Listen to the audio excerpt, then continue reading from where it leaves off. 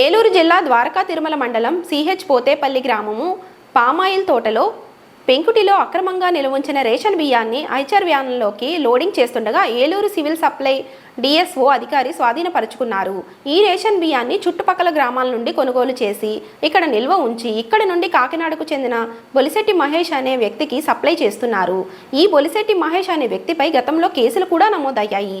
ఈ వ్యక్తులపై సివిల్ మరియు క్రిమినల్ కేసులు నమోదు చేసి రేషన్ బియ్యాన్ని స్వాధీనపరుచుకున్న సివిల్ సప్లై అధికారులు ఎవరైనా ఎక్కడైనా అక్రమంగా రేషన్ బియ్యాన్ని నిల్వ ఉంచినట్లయితే సమాచారాన్ని తెలియజేస్తే వారిపై చర్యలు తీసుకుంటామని సివిల్ సప్లై అధికారి డిఎస్ఓ తెలిపారు.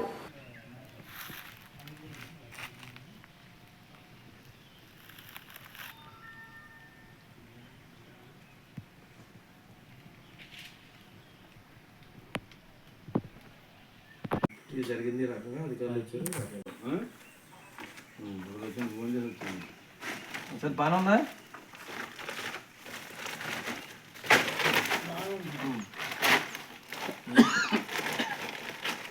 ఏం చెప్తా శాంపుల్ సరిపోద్దా చూడండి.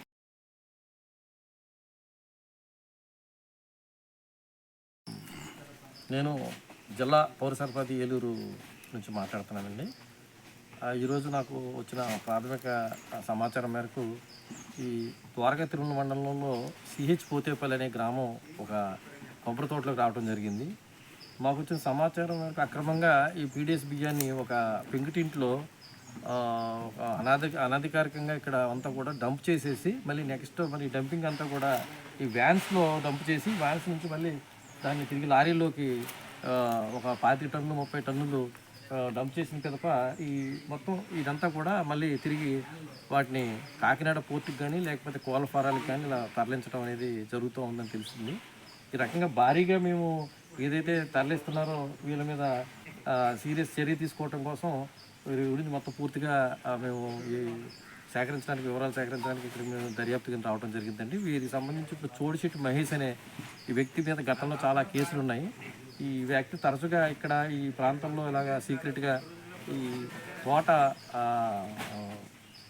తోట మహేష్ అనే ఇతను వీళ్ళతో కలిసి కొంచెం అనాథరైజ్డ్గా కొంచెం డంప్ కింద స్టోర్ చేసి పెట్టి ఈ స్టోర్ చేసినవన్నీ కూడా ఈ రకంగా డైవర్ట్ చేస్తున్నాడని చెప్పి మా దృష్టికి వచ్చిన వెంటనే వీళ్ళ మీద మేము ఇప్పుడు క్రిమినల్ కేసు బుక్ చేయడం, సివిల్ కేసు 6A కేసు నిత్యావసర చట్టం 1950 ప్రకారం 6A కేసు నమోదు చేయడం కూడా జరుగుతుంది. ఇవన్నీ కూడా సీజ్ చేసి మేము దగ్గరలో సేఫ్ కింద ఒక గొడవలో పెట్టి వీళ్ళ మీద చర్యలు తీసుకోవడం జరుగుతుంది. ఈ రకంగా ఎవరైనా సరే ఈ మండలంలో కానీ జిల్లాలో కానీ ఎక్కడైనా సరే అక్రమంగా ఈ విధంగా నిల్వ ఉంచి గాడుదారులు ఉంచుకొని నిల్వ ఉంచి మళ్ళీ తిరిగి వాటిని భారీగా ఎక్కడైనా తరలించినట్లయితే అలాంటివి మా దృష్టిలోకి తీసుకురండి.